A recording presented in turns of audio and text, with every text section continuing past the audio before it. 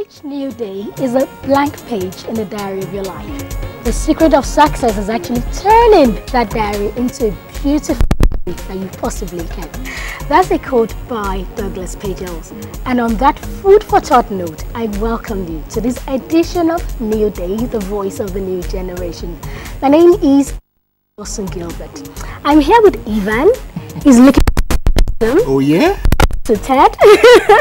It's necessary. Suited up, I mean. It's necessary. Yeah, it's necessary, you know. It's good to be here too, but it's good to be here as well. Knowing that you are there in your offices, your homes, or wherever watching us, bring to you the program New Day. And today, don't forget, there's the wind-up edition on the show. And today we have loads of beautiful programming lined up for you. And also, you know, it's been a fantastic week so far. Yes, we are just 3 days into a new week, but I think that this week has promised good tidings for us. Yes, and today is actually 25th. 1 month One to month Christmas. to Christmas. Exactly. Have you got to the Christmas tree? I'll come back to that later. All right, just as she's coming back to getting our Christmas tree, we'll go on this quick break. When we return, the show kicks off proper.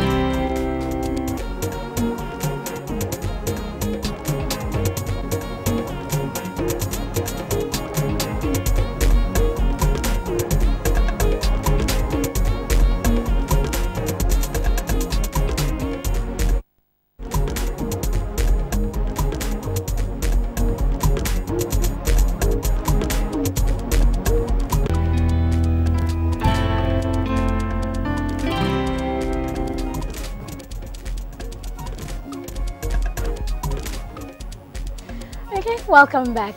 Now, we'll be going for a very short break now, and we'll be showing you something called Leadership Edge. But before then, it's time for you to be a lucky winner of the 5,000 Naira. Ivan? 5,000 Naira. Just like that. Just like that. And like you said earlier on, it's just 25, no, 1 more month before Christmas, so 25th of November. In a month's time, we have Christmas. So 5,000 Naira can get you a Christmas gift for somebody. You never can tell. You know, all you need to do is listen to this. I'll read out some words. You need to fill in.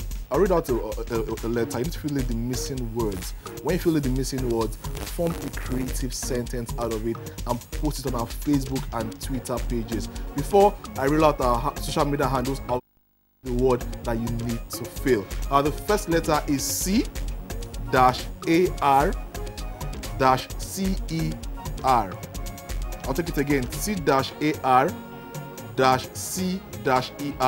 So fill in the missing letters and post it on our Facebook wall and Twitter handle and create something beautiful. Make a beautiful sentence that will make Tubosungo gaga. She'll be like, wow, that was amazing. Now and make me give you the 5,000 naira. I don't giving the money.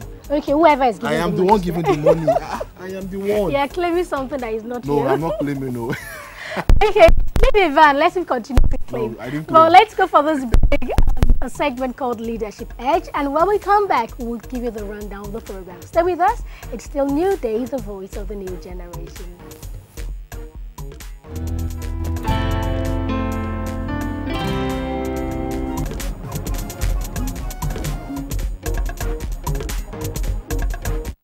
Founder of the resort.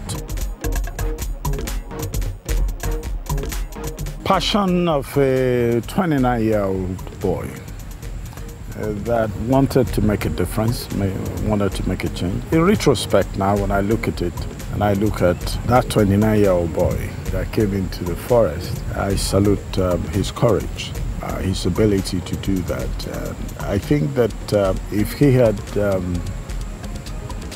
realized the kind of issues that he will face, it might not have deterred him, but it has slowed him down quite a bit.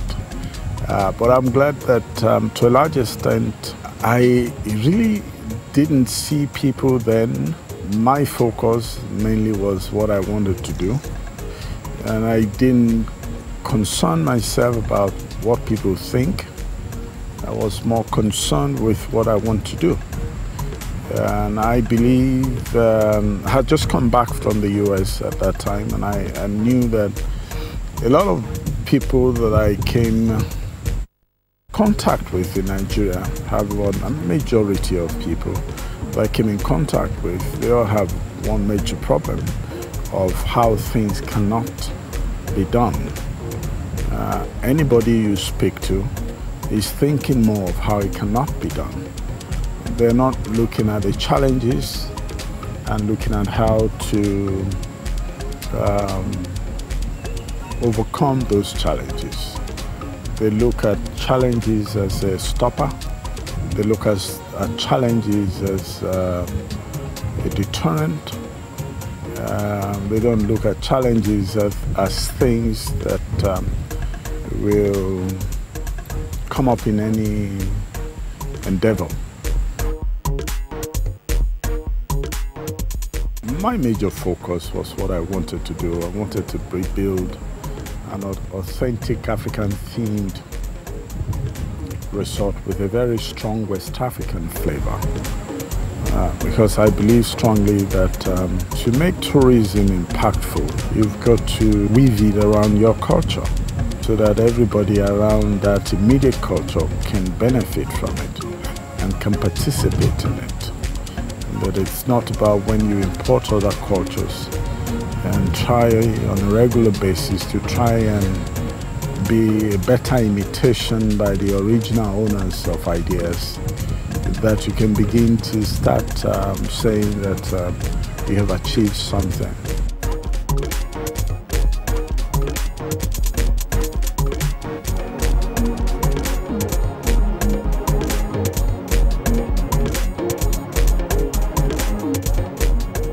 I knew it was going to be difficult. I knew that even everybody around me was trying so desperately not to identify with who they are. They believe that there's a level of inferiority complex associated with their speaking their languages.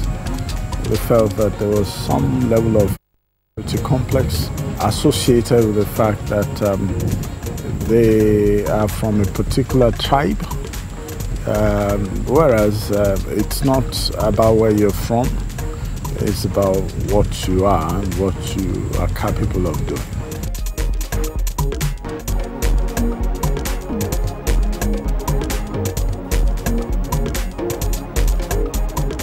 Just decide on what you want to do and be prepared for the fact that everybody you come across is going to discourage you not to do it. So once you're prepared for that, you just hear it and let it flow. Your focus must be on what you want to do. I'm believing strongly that what you want to do is important not only for you but for humanity. And realizing the fact that when you are able to achieve it, when you build it, they will come. And when they come, you have created a legacy for tomorrow's people. Because the platform, or the lack of platform, we're standing on today as a people is the doing or undoing of yesterday people. The platform or lack of platform for tomorrow's people is in our hands, today's people.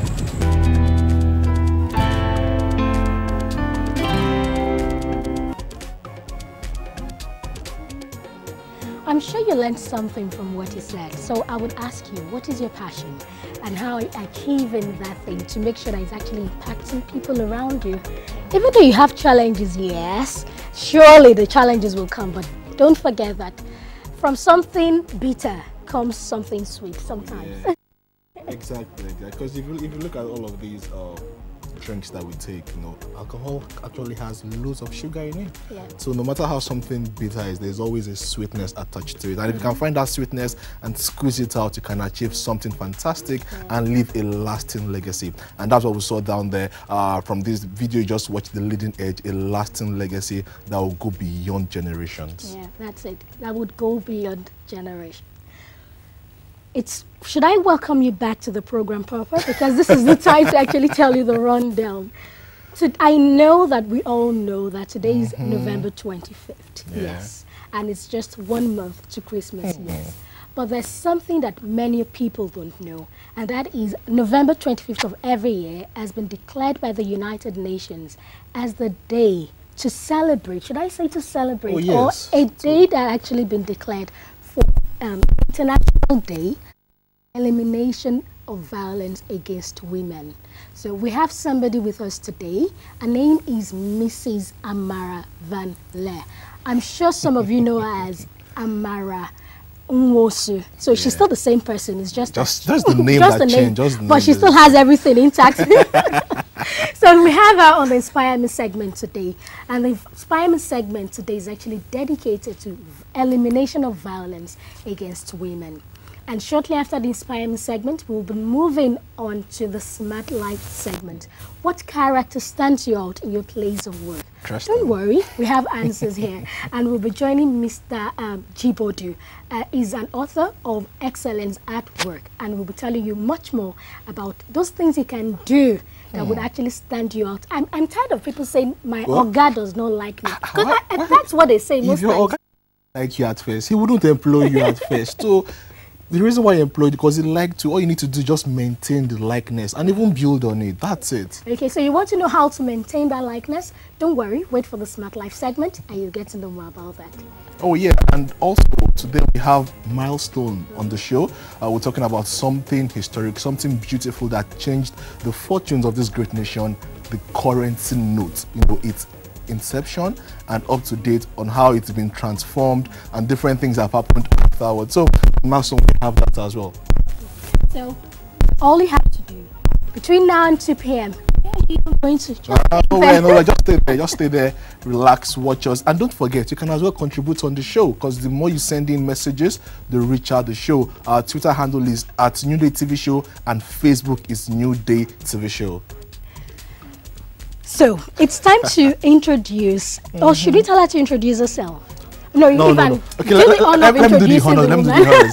You know, actually, I'll have been a bit poetic, you know, but she's married and I want to respect myself. Respect yourself. Oh yes, I like my fine face and my suit that I just bought, so I don't want it to be destroyed outside. Anyways, on the Inspire Me segment on the show today, we have a campaigner for woman equality.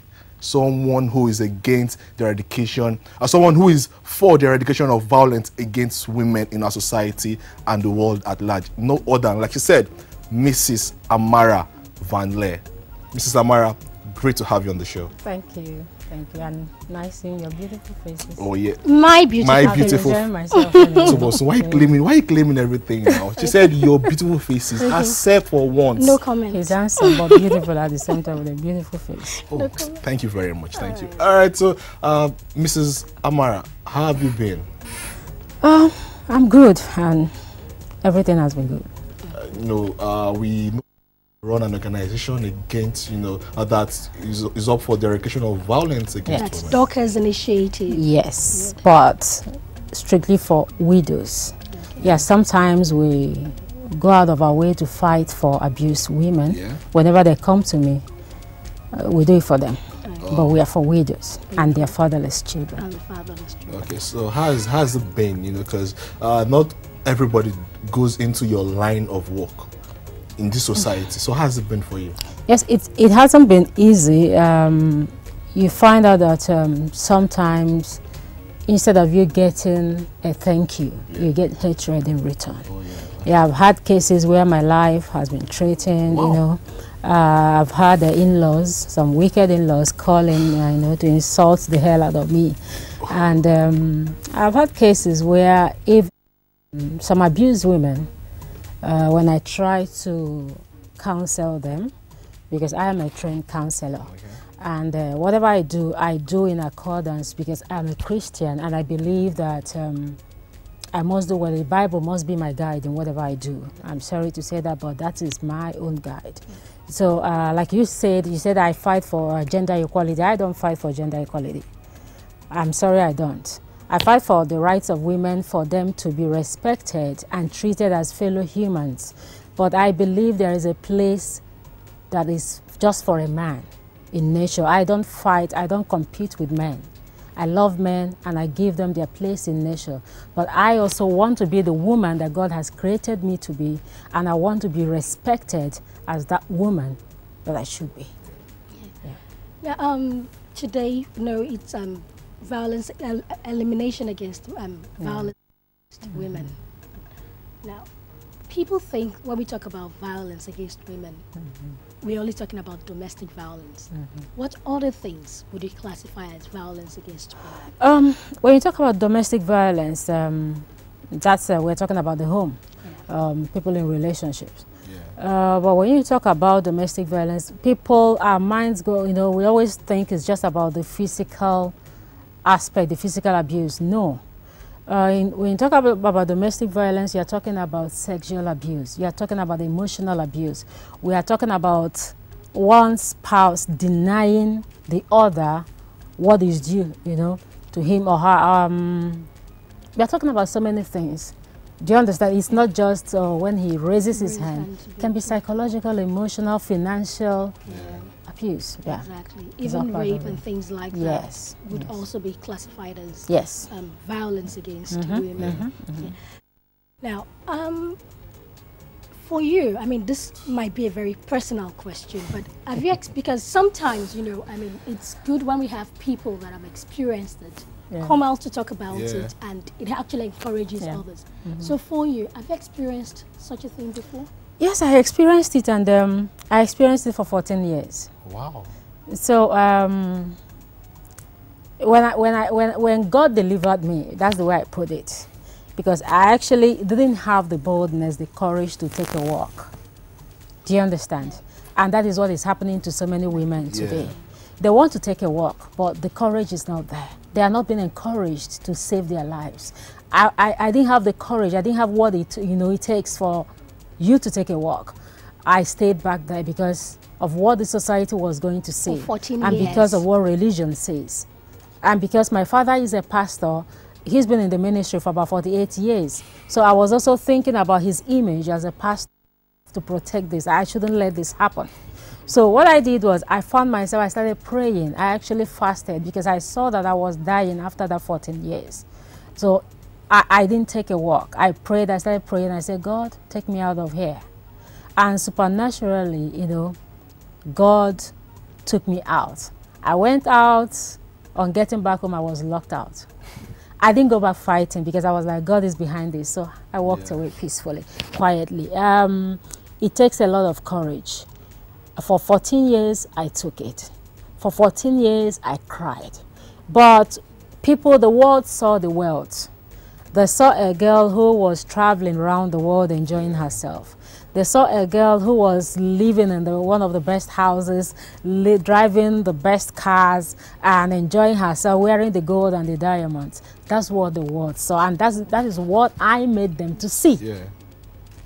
Because in church, people were bringing their own wives to me for counseling. People were bringing their wives, and I talk to my wife, but I couldn't speak to anybody. I was hiding in pain.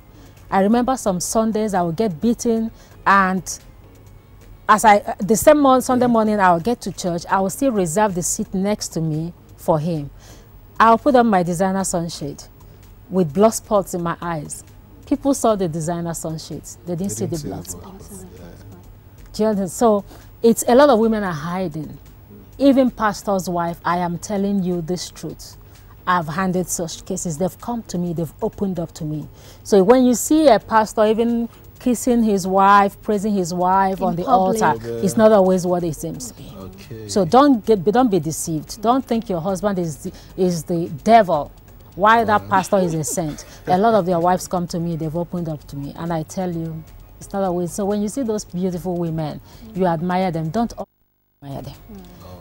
There's always something behind. But our society, religion, is not encouraging women at all. What about the police force? Are they encouraging? Yeah, when we talk about the society, okay, when we talk about the society now, we are talking about what people will tell you. Yeah. And talking about the society, you find out that even women are their own worst enemies. Yeah. I remember when God delivered me, a woman picked up her phone. There is nothing she didn't tell me. There is nothing on earth she didn't tell me. But by the time she finished, I said, Madam, you know what? Since it's good, may you see it and may your children see it. At that point, she started begging. I said, but do you like it? And then you are talking about the police force. When I was locked out, I didn't go back fighting. But to cover up the wickedness of man, the police was used against me. I was taken to, I remember one day, I was just stepping out of the gate, and about 5 men from Pantif police station had to get me arrested over nothing. Because somebody went to write an allegation of attempted murder. Wow. Put up a petition against me. So that means that even the people, I mean... that you're fighting for... The police gets paid for these things. They take their bribe, they take their cut, and that's it. They go out there against the helpless. But God delivered me. I was taken to zone 2. In fact, when they saw me, the story changed. Thank God for that. A commissioner of police took advantage of my situation, actually came to the hotel room where I was hiding to sleep with me. But God delivered me. So I saw it all. The police, I have had cases where I take women being abused to the police. By the time they get to the police, you know what happens? The police tells you, hey, madam, go home and sort yourself out. I beg, go home to your husband, go and sort yourself. Is that what the police should do? So there's no protection. So despite all of these challenges you faced, what's been your drive, your motivation to sustain this movement? Yes, if you go even on my Facebook fan page or my newspaper columns, I am for marriage. And I teach people. I have conferences once in a while, and I teach people. If I'm talking to singles, I tell you these are things you have to look out for in a relationship.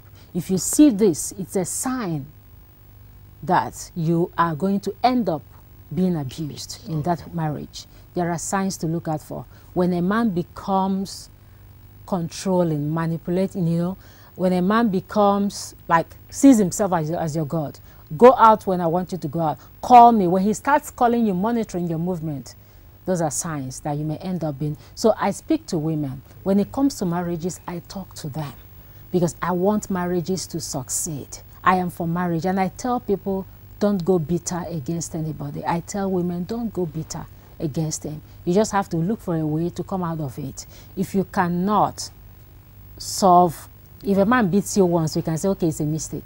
If he beats you a second time, run for your life. Whoever is telling you, stay, sister, pray, it is well, it is well. It is not well. That was the same thing they told Titi Arowolo, and Titi is gone today. The daughter is motherless. That was the same thing they told the immigration officer. She is gone today. Nobody, and those people telling you to stay back there will never come back to ask for your fatherless or your motherless children. You better take care of yourself, take care of your children by staying alive for them. When it comes, for every other thing I can tell you, stay in there, hang in there, pray, trust God.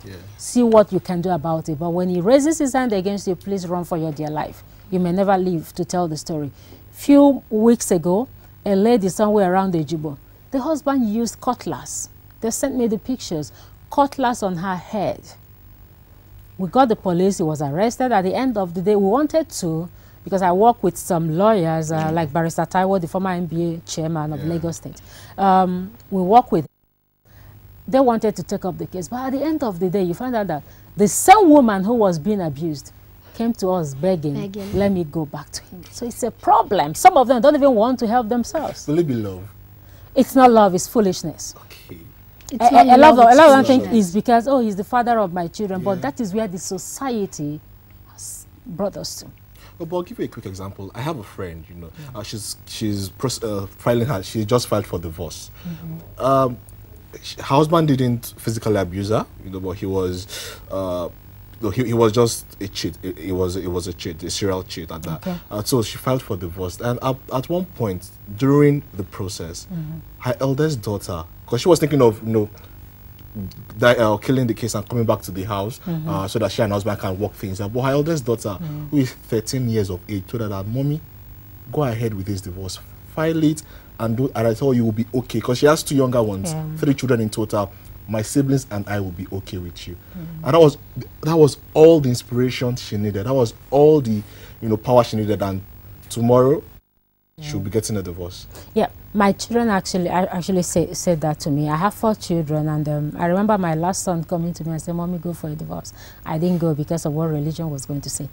But you see, women, I tell you, instead of you raising your child up in an abusive home, it's better you raise that child as a single mother. They grow up better. But in raising that child up as a single mother, never avoid discussing their father, you know, with them. That is something I have never done. I try to allow... But he's their father. Yeah, he's never... But what I'm saying is, don't... In a negative way. In a negative way. Don't try to tell them your father is this, your father is that, your father did that to me. It's not necessary. Don't raise those children up in bitterness. Even in marriages, parents make this mistake. Keep your children out of it. They are not part of the problem. Save them that bitterness. Those shouldn't grow up in bitterness. Allow them to live their lives. When they're adults, they have eyes. They see whatever is happening. When you were telling us about your story, I mean, you said the money was there, everything was there, but the beating was also there. Now, does that mean that, I mean, do we have some women that are actually more vulnerable to violence than others? I mean, do we have more women more vulnerable? Yes. When a woman is not working is a problem. And that is why you see some of those men, the first thing they do is to take that woman, bring the woman down, take her away from her job, stop her from being educated or pursuing her career, maybe close down her business. Those are the that's the first thing they do. The next thing is, I can take care of yourself. You don't need to stress yourself. And some girls foolishly think it's love. When a man is telling you, I can take care of yourself, whatever you want, just tell me, he wants to be in control. Because when he's controlling your pocket, he is in control. So I mean, when he's, if you have to beg him to buy sanitary pad, for money to buy sanitary pad, he's in control. I would actually call that financial violence, you know. Yes, he's in control. So those are the things they do. And so when a woman is not educated, when a woman is not financially independent, that woman is vulnerable. She can face anything. Because I've talked to some of them, you see them, they want to step out. But the next question is, Amara, how do I go about this? Last week, I posted it on my social media page. A woman sent me a message from Benue State. One of her eyes, the right one, is gone because of beating from the husband. And he is out to destroy the second one as well. And I told this woman, she's in Benue State. I told her, you know what you do? Go to social welfare over there. pay such men. Go out there, cry out, let the world know what is happening to you. That is why you see a lot of women are dying and nobody is talking. Pastors are telling you it is well, hold on. That pastor will not hold on if his own daughter was in that same situation. So don't hold on. From what you're telling me now, I mean, it means that some women actually experiencing violence, but they don't know about it. Yes, they don't know. They don't know. So some of them have come to accept that, oh, this is the society, this is the way it is done. Yeah, it's a norm. So it's something that abnormal has suddenly become normal for us. Yeah. That is not the way it's done. That's just the way the society, the African society, has made us to believe, oh, that this is the way it's done. That's not right. That's not the way it's done.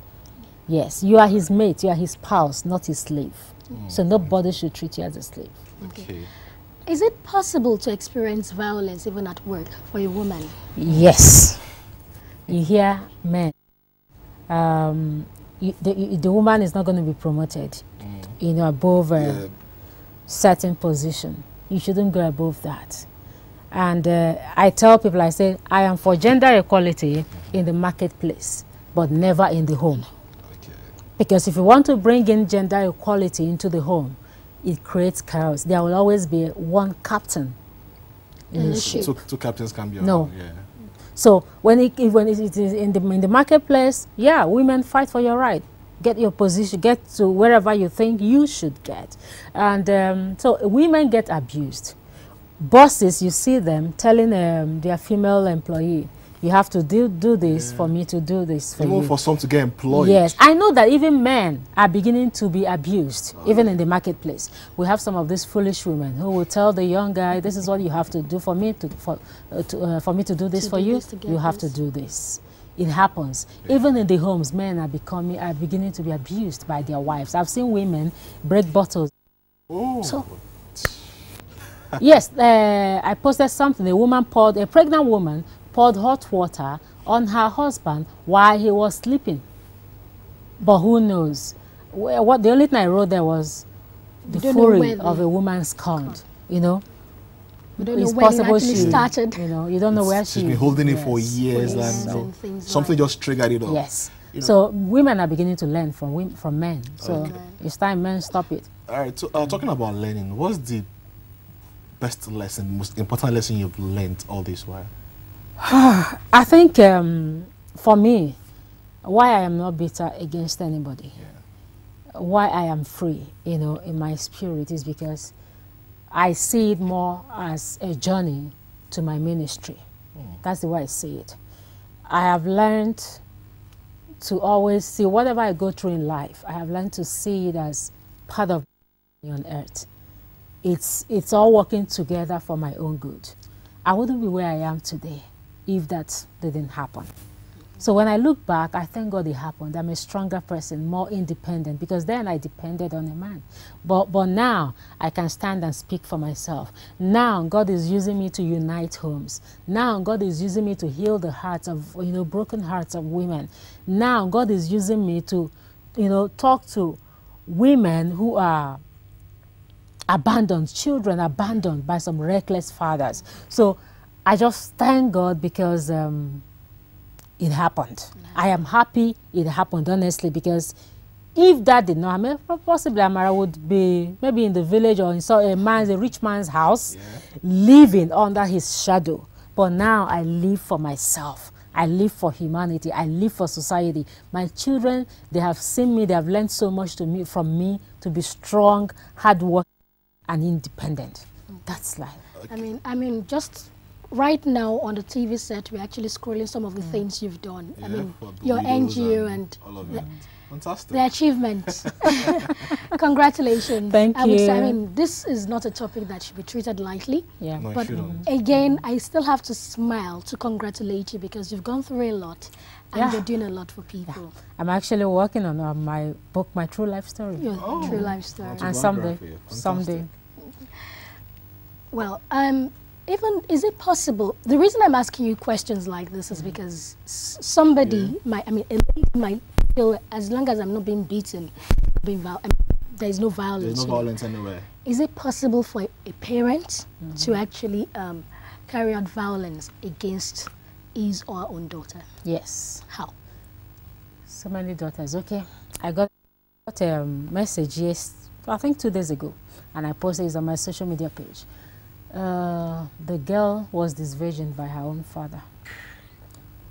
The father has been started sleeping with her from when she was 19 or 15, thereabout, until today, because she opened up and told her mother when she could no longer take it.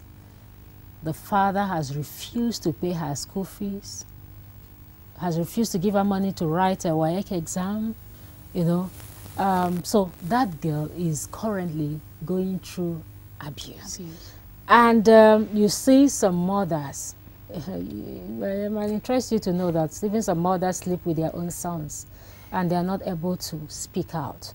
Some mothers torture their own children, maybe as a result of bitterness. You see a lot of single parents. A lot of single parents, they do that, especially single mothers. See them taking out their anger on their children, their frustration on their children. You are only going to end up destroying their lives. You're going to end up transferring your bitterness to them.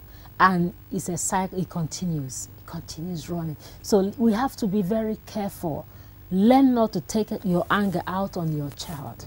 Learn not to be overprotective, because some women abused, maybe sexually abused, you see them being overprotective. And in the long run, even when their daughters get married, they end up having the problem of frigidity in sex. Their husband can't enjoy them. So it becomes another problem for them in marriage. So we really have to be very careful. You must be able to break the cycle. Let it stop with you. Let that bitterness stop and not with you. transfer Yes. to the next generation. We have a couple of questions coming from our social media feed. This one, she's preferred to stay anonymous on Twitter. Her handle is just a phone number there. She's actually saying that she's actually in a marriage right now. She's been married for about 7 years. However, she's suffering some abuses in the marriage. The thing is, she has told her family members and her in-laws, but they've always told her to maintain it inside the house. They should work it out as a family, and she should not involve the authorities. Now she's asking, what does she have to do in order to get free? I believe we have social welfare, and you know, sometimes people say it's not working in Nigeria. From my experience so far, it's working. Okay. It's working, especially in Lagos. The Lagos state government has done wonderfully well for women. I give it to them. Social welfare is working in Lagos State. She should just go to the office of the public defender anywhere, Surulere, Ikeja, wherever they are. She will find them there. They are along Funshaw Williams Avenue in Surulere. Go to the office of the defender. Let them know what your case. I've taken women there and they come out with good results. So what do you actually stop listening to? Because for 14 years, I believed the same thing. It was going to be all right. It was going to be all right.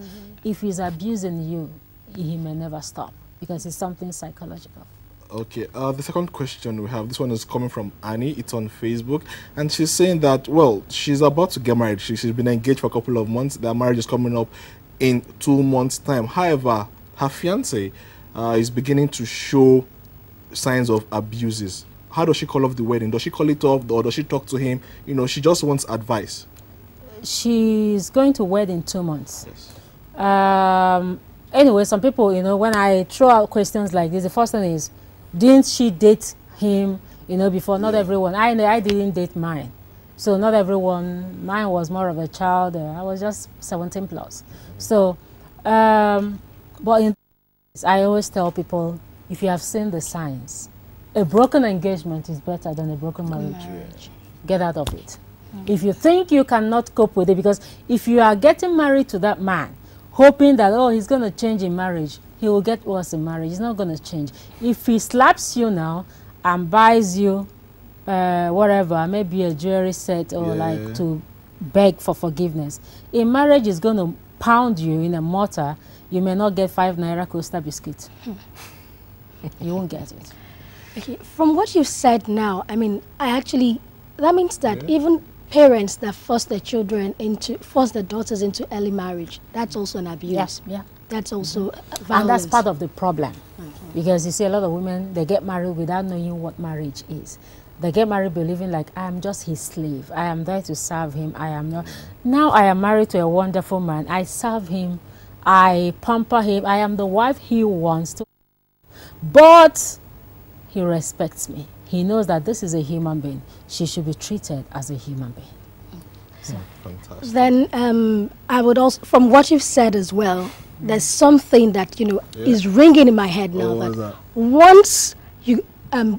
Once you see any violence in any form, Yes. don't even run to the pastor, don't even run to the policeman, run to the social welfare Go to the office. social welfare. Okay. And that's where you would Yes. actually be. Yes, go to the social welfare. What do they do to such men, by the way? Some of them, sometimes they invite them to the office. They try to talk to them, they give them the warning, never lay your hands on her again, never. This is the last warning. If they continue, they take action. Like there's this woman, the husband got to the point of locking her out. You know, over every little disagreement, the man will lock her out, take his girlfriend inside. Then I sent her to the social welfare office. And by the time she got there, they invited the man. You know what they did? The lady said she wasn't going back, and they made the man, even the lady is not working, but they made the man to rent a 2-bedroom apartment for her, handed over her children to her. Today she's with her children, and the man pays that rent. Okay, so fantastic. if you know you're right, they keep telling us in Nigeria it's not working. It is working, especially in Lagos State, it is working. But you must have to know your rights. And even the rapists are actually being punished now. Yes, Yeah, yes, so that's it. yes. And actually, I heard there's a law. Whoever beats a woman or whatever in Lagos, Oh, fantastic. You know, Let's take all of advantage of these it. things are, you know, Thank fantastic you so developments. very much, Mrs. Amara Van Leer. Thank you for joining us. It's been a Thank pleasure you. having you. It's I'm been sure I've learned some things. I'm sure I'm hopeful as well that our watchers out there, our viewers have learned a couple of things as well. Okay, thank you once again. And we would definitely have you back. Yeah. So maybe next year on the 25th of November. So you can tell us the new cases that you've dealt with. Okay. Thank you very much. And all the very best in your future endeavors. We've been speaking with Mrs. Amara Van Leer.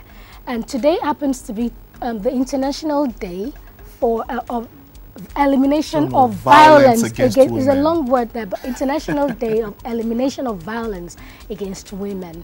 And we've been speaking with Mrs. Amara Van Leer. She's told us so many ways that people are actually experiencing the violence, but they don't even know that they're actually going through this thing called violence. We'll go for a very short break now, and when we come back, we'll be taking you to the Smart Life segment.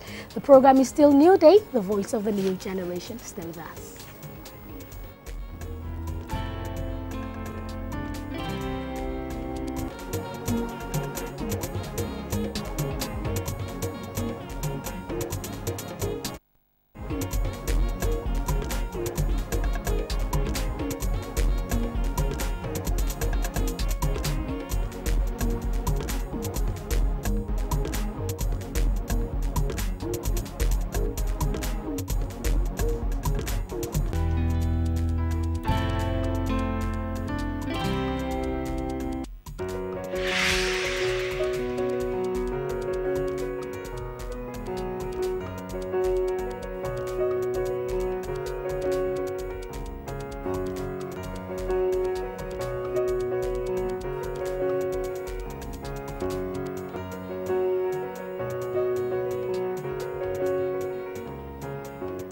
The West African Currency Board was responsible for issuing currency notes in Nigeria from 1912 to 1959.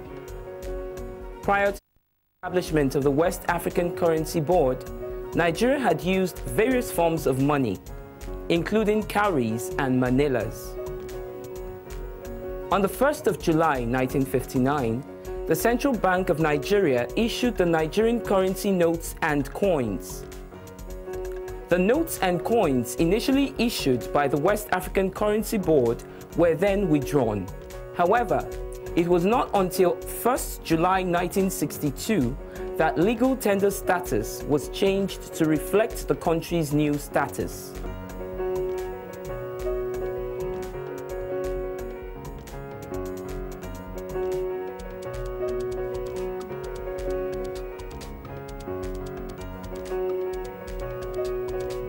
The Naira was introduced on 1st of January 1973, replacing the British pound. On 11th February 1977, a new banknote denomination of the value of 20 Naira was issued.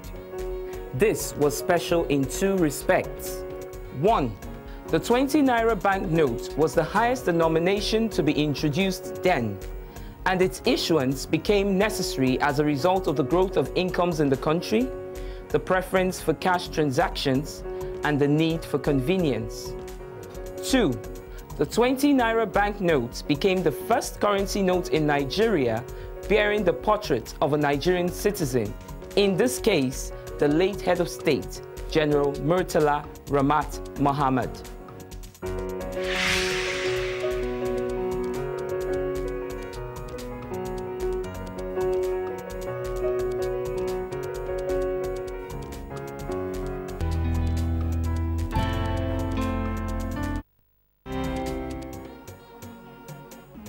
Good to have you back. You know, sometimes it's hard for me to believe that there was a time in this country that cowries was actually the means of transaction. Exactly. Were you born in those? Ah, come on, Timothy. Let me know. So if you were, I know how to address you. I was born then, so you could address me better. And you know, there was a time that 20 Naira note was actually the highest denomination. The highest denomination. Now we have 1,000 Naira. And some time ago, the CBN wanted to print 5,000. Excuse me, that's somebody's salary. So it's like Salary? 5,000 Naira. No, that's what we're giving away on Word of the Day. That's what we give away, 5,000 Naira. So that's information for you there on the milestone. It's time for the Smart Life segment. And we have with us today Mr. Doyin Jibodu. Is that right? Yes, Jibodu. Okay, Jibodu. Okay. I apologize. That's fine. It's good to have you. Now, the topic today is excellence at work. What would you term as excellence? And by the way, you are the author of a book titled Excellence at Work. It's actually titled Excelling at Work. Excelling at Work. So, I mean, from your book, in a nutshell, how can we excel at work? There are several things I try to address in the book. Yeah. Okay. But it starts with, the mindset. Yeah. The kind of mindset that you should have, to excel. It's, excellence has to do with a lot of how you think, your aspirations, your definition of life and how you should approach it. So when you look at the workplace, if you put that into the workplace, yes, there are certain things that will make you get to the top, and there are things that will stagnate you. So as a person, you have to look at it. Do I want to get to the top? Or do I want to stay there? Do I want to stay there? Or want to stay and where? Some don't even start at all. But we cannot get there. That's the thing about excellence. If you have the right mindset, and if you are prepared, to get there, you can. Now, some people, I mean, I hear this almost every day. Maybe I'm talking to the wrong people. I don't know it. They tell me. Maybe I'll start by you. I'll start with you. They tell me. I mean, this is what they say. My Oga does not like me. He likes everybody in that office except me. What can you say about that? Well, there in the workplace, you need a lot of understanding. Personalities differ. And the workplace is a place to be. There's a lot of fun, particularly if you get to know the differences in people. Sometimes, the personality is not what you see on the surface. And if you want to get along, you need to know what lies underneath. Yes, understand your boss and be able to manage your boss. And then you get along. You get along. Okay.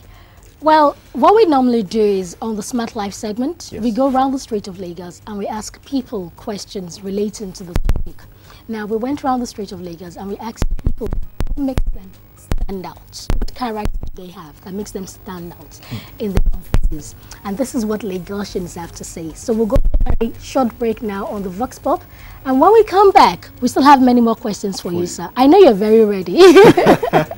So we'll go for this break now. And when we come back, we're going to be the Smart Life segment on Newday, the voice of the new generation. Stay with us.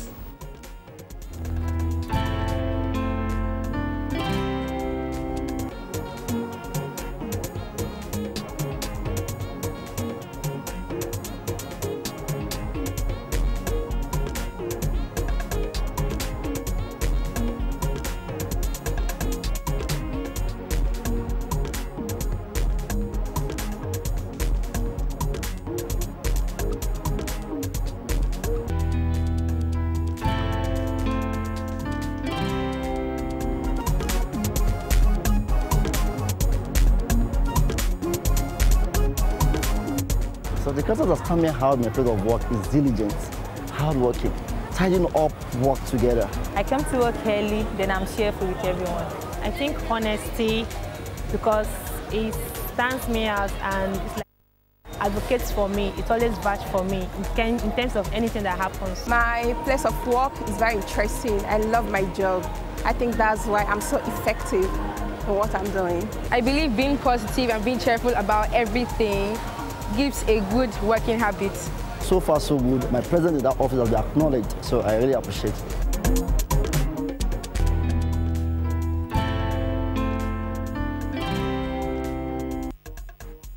Welcome back. It's still Newday. What we just saw was, Lagosians answering a couple of questions. Now, here's the thing: how do you carry favor with your boss? How do you gain his favor? Well, in the first place, the main focus or the reason you are in the workplace is to add value, to top line and the bottom line. Definitely. They want you to perform. There are certain things, metrics, or parameters they would have given to you that if you do this, they will appreciate you. So if you look at those things that you are meant to deliver and you deliver them properly, and in the workplace now, it's not really just a matter of meeting up or exceeding those expectations. And if you do so, largely, you get that approval. Yeah, of the boss. From what we watched now, they mentioned many things that Yes. that can actually make them stand out. What do you think is actually going to be the major thing that would make me stand out in my place of work? Many things. It depends on what that workplace is, and you being able to look at yourself and what you're bringing on board.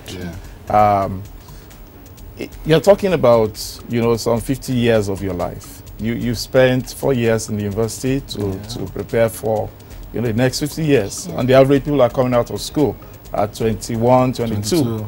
And you expect to work until you are 70, more or less. So, you have to first look at it, what kind of preparation.